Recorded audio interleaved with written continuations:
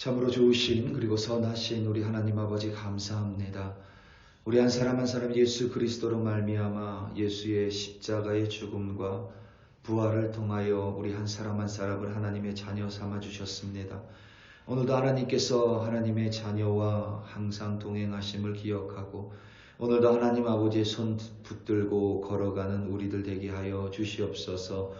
아버지 하나님 나라에 입성할 때까지 하나님을 대면하여 만날 때까지 오늘도 쉬지 않고 기도하며 하나님 늘 감사하고 무엇보다 하나님 말씀을 붙들고 그 말씀에 순종하며 살아가는 하나님의 자녀로 이끌어 주시옵소서. 그리하여 아버지 하나님 마지막에 하나님을 외면하는 자들이 아니라 끝까지 하나님을 섬기며 하나님을 기쁘게 조우하는 우리들로 인도하여 주시옵소서. 감사합니다. 예수님의 이름으로 기도드립니다. 아멘.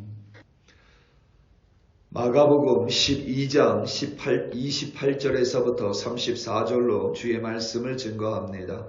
우리 다 함께 보시겠습니다. 능력받는 새벽기도, 응답받는 새벽기도, 성령과 함께하는 새벽기도. 할렐루야. 아멘. 요즘에는 주로 인라인 스케이트라고 부르는데 예전에는 이것을 롤러 스케이트라고 불렀습니다. 혹은 롤러 블레이드라고 불렀습니다. 빙상에서 타는 스피드 스케이트와 비슷한데 바닥에 네 개의 바퀴를 일렬로 배열해서 빙상 외의 표면을 가진 곳에서도 탈 수 있도록 만든 어떤 스케이트입니다. 종종 영화나 드라마를 보면 어떤 바닷가가 있는 해변 도로에서 이 인라인 스케이트를 타고 운동하는 이들을 이렇게 마주하고 또 볼 수 있습니다. 이 인라인 스케이트 혹은 롤러 스케이트 또한 스포츠로 인정을 받아서 세계 대회가 개최되기도 하고 아시안 게임에는 정식 종목으로 채택됐습니다. 2010년 세계 롤러 스피드 스케이팅 선수권 대회에 우리나라 이상철 선수가 출전했습니다.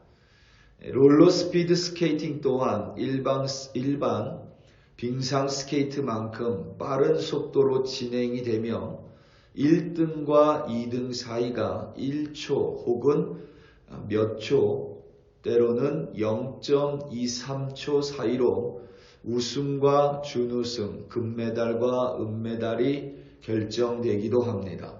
당시 이상철 선수는 2만 미터에 출전했고 이제 마지막 한 바퀴를 두고 콜롬비아의 쿠야반테 선수의 뒤를 쫓아 2위로 달리고 있었습니다. 결승선을 바로 코앞에 두고 쿠야반테 선수는 자신의 우승을 확신하며 두 팔을 번쩍 들어 올리고 자신의 가슴을 자신의 손바닥으로 치면서 자신의 승리를 자축했습니다.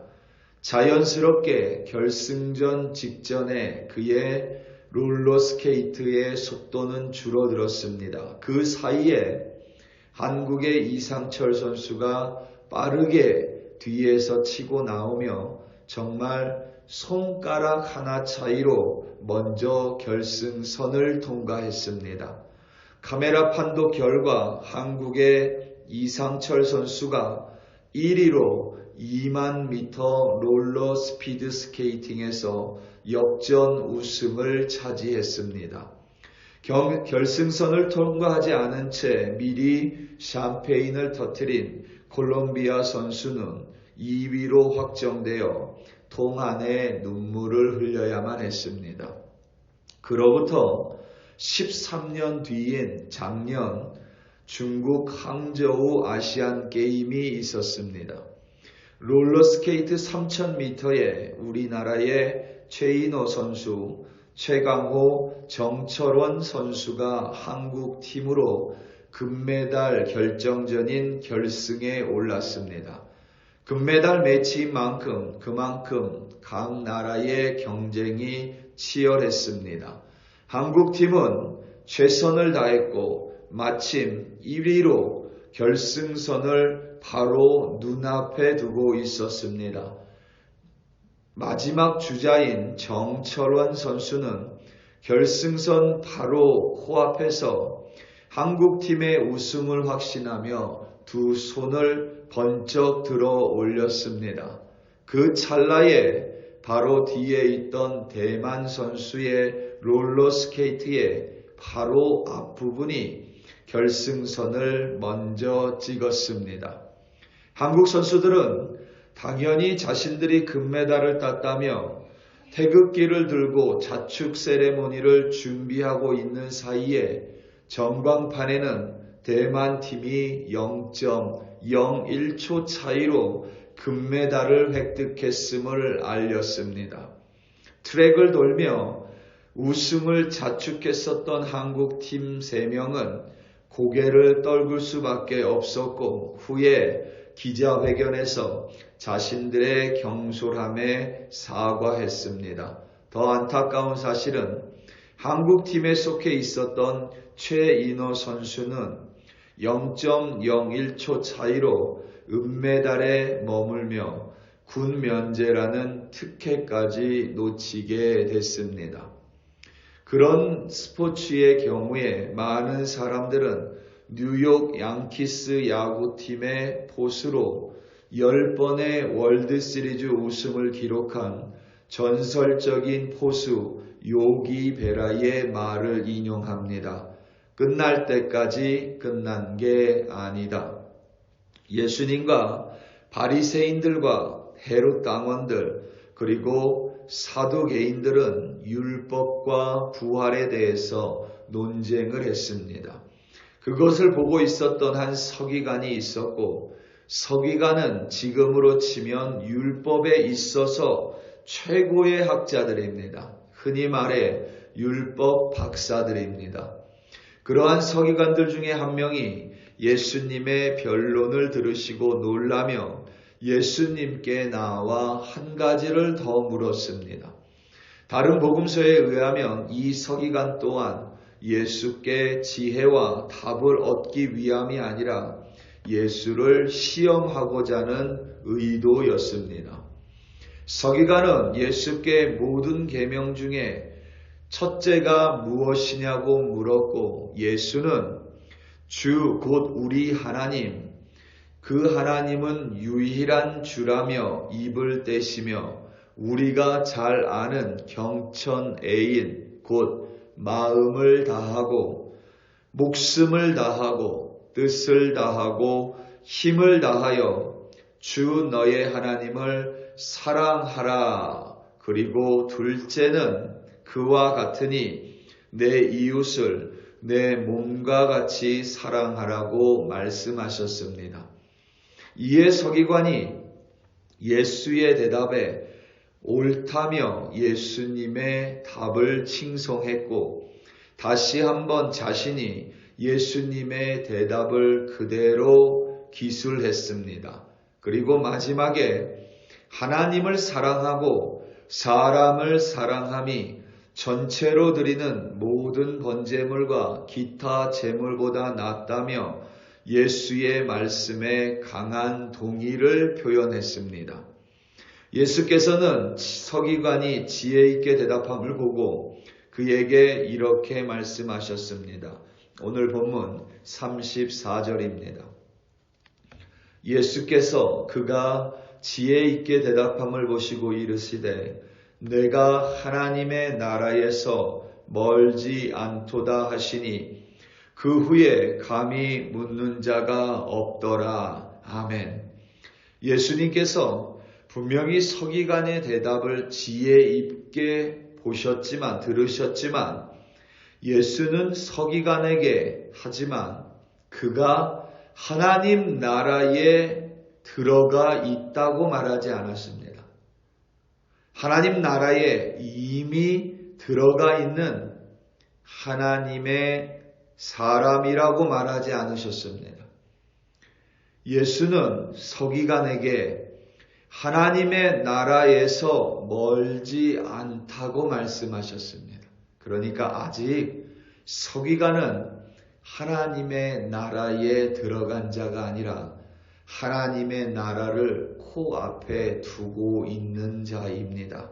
아마도 그 까닭은 서기관이 머리로는 경천 애인을 이미 알고 있고 그것이 모든 제사보다 낫다는 사무엘 선지자의 말도 알고 있었지만 머리로만 아는 것으로는 하나님의 나라에 가까이 갈 수 있을 뿐 그 나라에는 들어갈 수 없다는 뜻입니다. 그 서기관에게 무엇이 부족한지 우리는 예수께서 십자가에서 돌아가시기 전에 그 장면에서 그 답을 헤아려 볼 수 있습니다. 누가복음 23장 42절과 43절입니다. 이르시되 예수여 당신의 나라가 임하실 때에 나를 기억하소서 하니 예수께서 이르시되 내가 진실로 내게 이르노니 오늘 내가 나와 함께 낙원에 있으리라 하시니라. 아멘. 이 장면은 예수께서 십자가에서 숨을 거두실 때에 그 옆에 있던 두 명의 죄수와의 대화입니다. 예수님의 좌우에 두 명의 죄수가 있었습니다. 이들은 일반 범죄를 저지른 자들이기보다는 로마 제국에 거역하고 저항했었던 인물들, 마치 일제시대의 우리나라의 독립군들과 비슷하다고도 볼 수 있습니다. 그 중에 한 명은 예수께 당신이 그리스도라, 그러니 당신과 우리를 구원하라고 말했습니다. 그 반대편에 있는 이가 그 한 명의 죄인을 책망하며 우리가 저지른 범죄에 우리가 한 일에 보응을 받거니와 이 예수는 죄가 없고 예수가 한 것은 옳지 않은 것이 없다며 예수를 두둔했고 그 예수께 당신의 나라가 임할 때에 자기를 기억해 달라고 간청했습니다. 이 죄수의 말을 들여다보면 그는 자신의 범죄함을 회개했습니다. 그리고 예수가 하나님의 아들임을 인정했고 예수로 말미암아 당신의 나라, 하나님의 나라가 임할 것을 믿었습니다. 그리고 그는 그의 마지막 순간에 예수께 당신의 나라가 임할 때 나의 모습을 기억해 달라고 간청했습니다. 그러니까 그 죄수는 예수가 하나님의 아들이고 예수가 그리스도고 예수가 한 일은 옳지 않은 것이 없으며 자신은 죄인으로 예수님 앞에 서 있다라는 회개의 말을 한 것입니다. 바로 자신이 죄인이고 예수 그리스도께서 하나님의 아들이시며 예수가 임하실 때에 하나님의 나라가 임할 것임을 믿음으로 고백한 그 죄인에게 예수는 하나님의 나라에 그가 예수님과 함께 있으리라고 선포하셨습니다. 그러니까 서기관은 하나님의 나라에 지식으로 가까이 가 있는지는 모르지만 예수께서 하나님을 사랑하라고 할 때에 사람을 사랑하라고 할 때에 그는 알고는 있었는지 모르나 그것을 행함에 있어서 부족했다라는 것을 우리는 추측해 볼 수 있습니다. 율법은 하나님의 말씀은 다른 것이 아닙니다. 하나님을 사랑하고 이웃을 사랑하는 것입니다. 그리고 이것을 우리가 좀 더 확대해서 유대인 랍비의 말을 구하면 사람 사랑하는 것은 내가 원치 않는 것을 그 사람이 나에게 원치 않는 것을 내가 그 사람에게 원하지 않는 것입니다. 뒤집어 말하면 그 사람이 나에게 대해주기 원하는 대로 내가 그 사람에게도 똑같이 행하고 대하는 것이 바로 사람 사랑의 근본입니다. 우리 사랑하는 성도 여러분, 그리스도인치고 하나님을 사랑하지 않는다고 고백하지 않는 이는 없습니다. 그리스도인치고 이웃을 내 자신과 같이 사랑해야 함이 율법, 하나님의 말씀의 가장 중요한 계명임을 모르는 이는 없습니다. 하지만 안다고 해서 모든 이가 행하는 것은 아닙니다. 바리새인도 헤롯 당원들도 사두개인도 그리고 서기관들도 모두 예수의 말씀에 동의했지만 이들은 결국 예수를 십자가에 못 박아 죽였습니다. 오늘 하루 살아가면서 하나님의 말씀을 경천 애인을 우리의 머릿속으로만 기억하는 자들이 아니라 그것을 행함으로써 하나님 나라 안에서 하나님의 백성으로 오늘도 승리하는 여러분들이 되시기를 예수님의 이름으로 축원합니다. 다 함께 기도하시겠습니다. 우리 시간 함께 기도할 때에 특별히 올해 있을 우리 선거를 위하여 좀 합심하여 기도하겠습니다.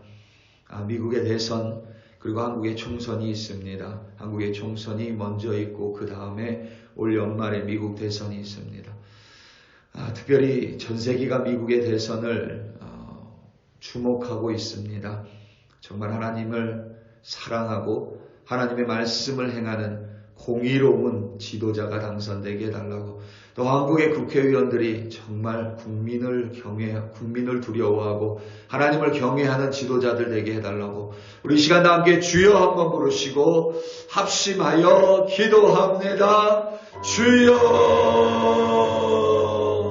할렐루야 할렐루야 할렐루야. 하나님 아버지, 이 시간 간절한 마음으로 열방을 위하여 합심하여 기도합니다. 특별히 아버지 하나님, 미국 땅을 붙들어 주시옵소서. 미국의 지도자를 붙들어 주시옵소서. 이제 아버지 하나님, 올해 미국의 대통령 선거가 있습니다.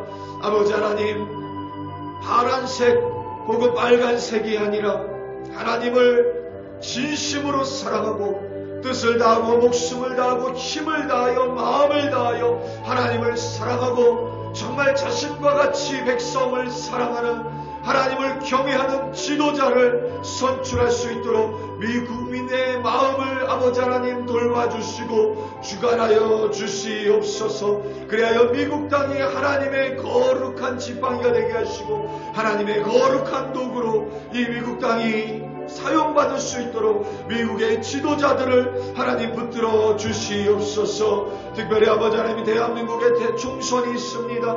국민을 대표로 국회의원들을 선출합니다. 하나님, 그 한 사람 한 사람이 하나님을 경외하는 자들 되게 하시고 그 한 사람 한 사람이 국민을 두려워하는 자들 되게 하시고 그 한 사람 한 사람이 사랑과 공의로 말미암아 나라를 올바르게 다스릴 수 있도록 나라의 지도자들을 올바르게 하나님 아버지 세워 주시옵소서. 시정자들을 위하여 기도하라 하였사오니 오늘도 아버지 하나님 열방을 위하여 간절히 기도합니다. 속히 우크라이나의 전쟁이 멈추도록 도와주시옵고 이스라엘과 하마스의 전쟁이 끝나게 도와주시옵고 러시아의 야욕이 이제 그만 아버지 하나님 사라져 러시아가 전쟁을 멈출 수 있도록 하나님 러시아 위에 하나님의 능력을 베풀어 주시옵소서. 여전히 하나님 미얀마의 민주화 투쟁으로 무고한 이들이 옥살이를 하고 무고한 이들이 하나님 죽어져 나가고 있습니다. 속히 그 땅 가운데 민주화의 자유함을 아버지 하나님 내려 주시옵소서.